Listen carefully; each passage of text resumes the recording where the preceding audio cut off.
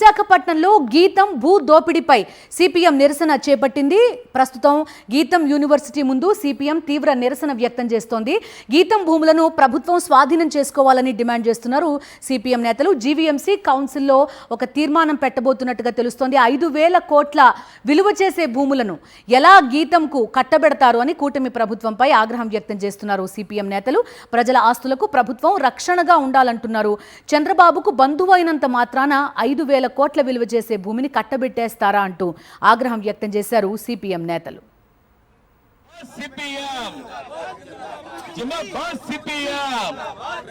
ప్రజల భూములను కొల్లగొడుతున్న గీతం యాజమాన్యంపై చర్యలు తీసుకోవాలి. ప్రభుత్వ భూములను కొల్లగొడుతున్న గీతం యాజమాన్యంపై చర్యలు తీసుకోవాలి.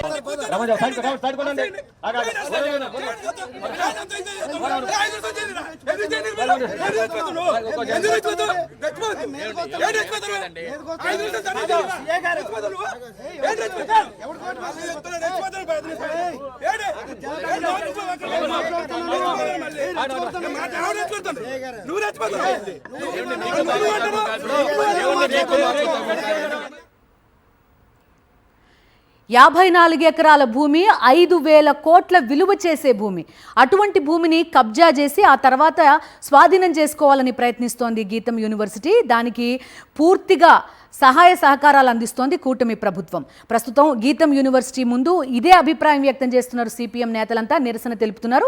గీతం యూనివర్సిటీ ప్రాంగణం దగ్గరే ఉన్నారు మా కరెస్పాండెంట్, ప్రస్తుతం లైవ్లో అందుబాటులో ఉన్నారు. పూర్తి డీటెయిల్స్ అడుగుదాం.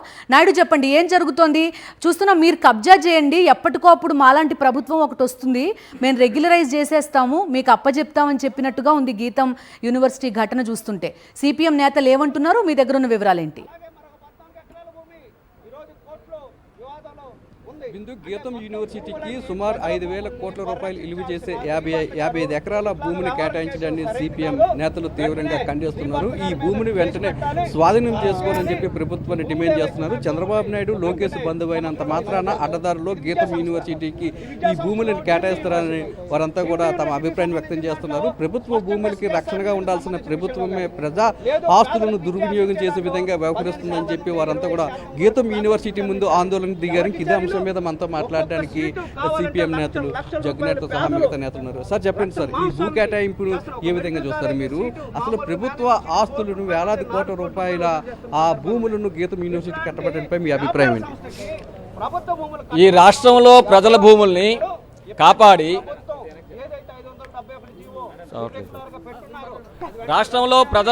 కాపాడి ప్రజల ఉపయోగం కోసం వినియోగిస్తామని చెప్పని ఎన్నికల ముందు చంద్రబాబు నాయుడు గారు హామీ ఇచ్చారు, పవన్ కళ్యాణ్ గారు హామీ ఇచ్చారు. ప్రజలు నమ్మి ఓటేసి గెలిపిస్తే లోకేష్ గారి తోడలైనటువంటి విశాఖపట్నం ఎంపీ భరత్, అలాగే చంద్రబాబు నాయుడు గారి బంధువు, ఆయనకి విశాఖపట్నం ఉన్నటువంటి ప్రభుత్వ భూములు ఎండాడ, ఋషికొండ ప్రాంతంలో ఉన్నటువంటి 54 ఎకరాల 79 సెంట్ల భూమిని ఆయన కబ్జా చేస్తే, ఎంపీ కబ్జా చేస్తే దాన్ని కంపెనీ చేయడం కూడా పూనుకుంటున్నారు. ఎందుకంటే భూదోపిడి ఇంకేమవుతుంటుంది? ఇది దుర్మార్గం విషయం. కాబట్టి ప్రజల భూములు కబ్జా చేసినటువంటి ఎంపీ శ్రీభరత్ని తక్షణమే అరెస్ట్ చేసి గీతం యూనివర్సిటీ పరిధిలో ఉన్నటువంటి ఏదైతే ఆక్రమణ భూములు ఉన్నాయో వీటన్నిటి మీద సమగ్ర విచారణ జరిపించి ప్రజల భూముల్ని ప్రభుత్వం స్వాధీనం చేసుకోవాలని చెప్పని సిపిఎం పార్టీగా డిమాండ్ చేస్తున్నాం. ఆ విధంగా చేయడం ద్వారా ప్రజలకు ఎన్నికల ముందు ఏదైతే హామీ ఇచ్చారో హామీ నిలబెట్టుకోవాలని చెప్పి మేము డిమాండ్ చేస్తూ ఉన్నాం. అలాగే ఎన్నికల ముందు మేము చెప్పింది, పేదలు ఉన్నారు, ఆ పేదలు కొండవాళ్ళ ప్రాంతం, ఇతర ప్రాంతం ఉన్నారు, వాళ్ళు పట్టాలు ఇస్తామని చెప్పని వాళ్ళు పట్టాలు ఇవ్వండి. మీరు ఇచ్చిన మాట ప్రకారం నిలబెట్టుకోండి. లేని పక్షంలో ప్రజానికి మీకు సరైన గుణపాఠం చెప్పదబ్బని మీ ద్వారా హెచ్చరిస్తున్నాం. సార్, ఎన్నికలకు ముందు విశాఖ నగరంలో ఉన్న వేలాది కోట్ల రూపాయల భూములు కాపాడుతామని చెప్పి కూటమి నేతలు చెప్పారు. కానీ అధికారంలోకి వచ్చిన పరిస్థితి భిన్నంగా కనిపిస్తుంది. శ్రీభరత గారు చెప్పేవన్నీ శ్రీరంగ నీతులు. చేసే భూముల ఆక్రమణ అనేది దుర్మార్గమైనది. ఎందుకంటే ఈయనొక గీతము చాలా పెద్ద విద్యాసంస్థ. ఈ విద్యాసంస్థని పరువు ప్రతిష్టలు కాపాడాల్సిన శ్రీభరత గారు అందులో ఎంపీగా ఎన్నికయ్యారు.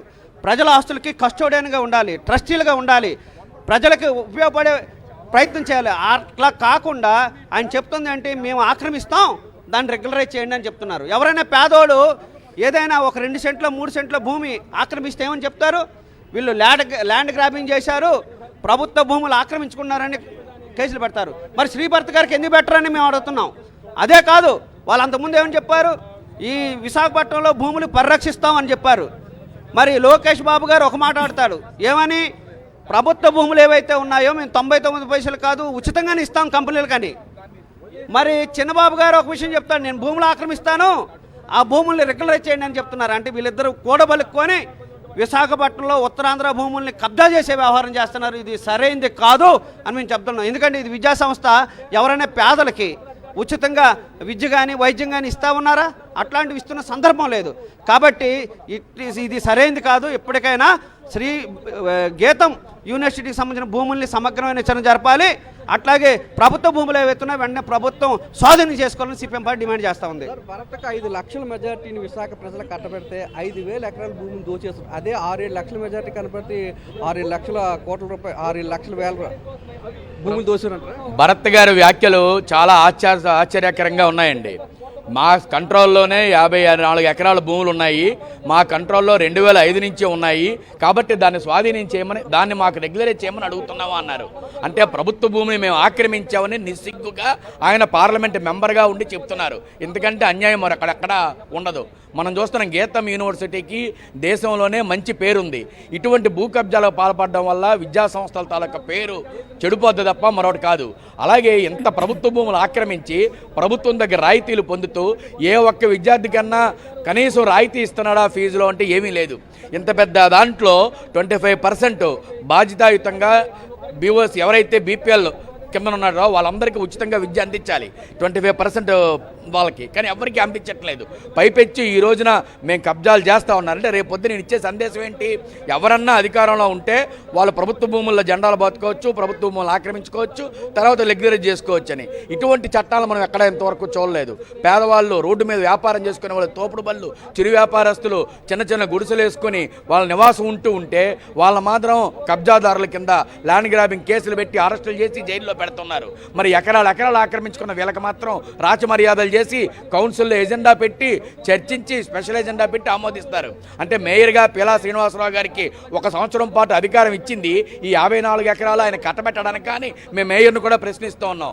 కాబట్టి కౌన్సిల్లో పెట్టినటువంటి ఎజెండాని తక్షణమే ఉపసంహరించుకోవాలి. ఇటువంటి కేటాయింపులను తక్షణమే రద్దు చేయాలి. ఎవరికి కూడా పేదల ప్రభుత్వం తాలూకా భూములు పేదలకు ఇవ్వాలి, లేకపోతే ప్రభుత్వ అవసరాలకు ఉపయోగించాలి. అంతే తప్ప కార్పొరేట్ కంపెనీలకి, ప్రైవేటు సంస్థల యాజమాన్యాలకి దోచిపెట్టకూడదు. ఇది ప్రభుత్వం తాలూకా బాధ్యత అని చెప్పేసి ఖచ్చితంగా చెప్తున్నాం.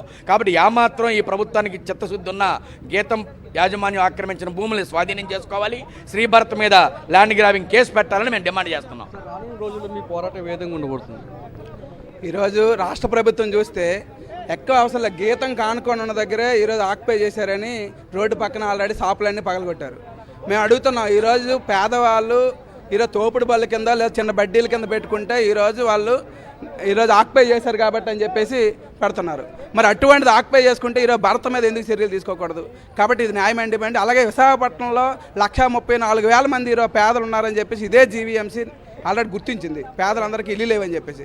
కానీ ఎప్పటికైనా సరే వెంటనే ఈరోజు పేదలందరికీ ఈ ఇల్లు స్థలాలు ఇవ్వాలి. ఇవ్వకపోతే ఆ రకంగా కాకుండా జీవీఎంసీ కానీ తీర్మానం చేస్తే పేదలందరినీ పోగేసి అదే స్థలాల్లో ఎర్ర జెండాలు పాతవలసి వస్తుంది. అటువంటి పరిస్థితి తెచ్చుకోకుండా కూటమి ప్రభుత్వం వెంటనే ఆక్యుపై చేసుకోవాలి, వెంటనే పేదలకు పంచాలి. అటువంటి చేయకపోతే గ్యారెంటీగా దీని మీద కూడా పెద్ద ఎత్తున పేదలు దించుతాం. బిందు ఒకటే చెప్తున్నారు సిపిఎం నేతలు, గీతం యూనివర్సిటీ పరిధిలో ఏవైతే 55 ఎకరాల భూమి ఉందో ఆ భూమిని స్వాధీనం చేసుకోవాలని డిమాండ్ చేస్తున్నారు. ఈ స్థలాలన్నింటినీ కూడా పేదలకు పంచిపెట్టాలని చెప్తున్నారు. ఈ 55 ఎకరాల భూమిని కబ్జా చేసిన ఎంపీ భరత్ మీద ల్యాండ్ గ్రాబింగ్ కేసు కూడా పెట్టాలని వీరంతా కూడా డిమాండ్ చేస్తున్నారు. లేదంటే ఈ భూముల్లో తామే ఎర్ర జెండాల పాతి ఈ భూములను ప్రజలకు పనిచేస్తామని చెప్తున్నారు. Right, thank you.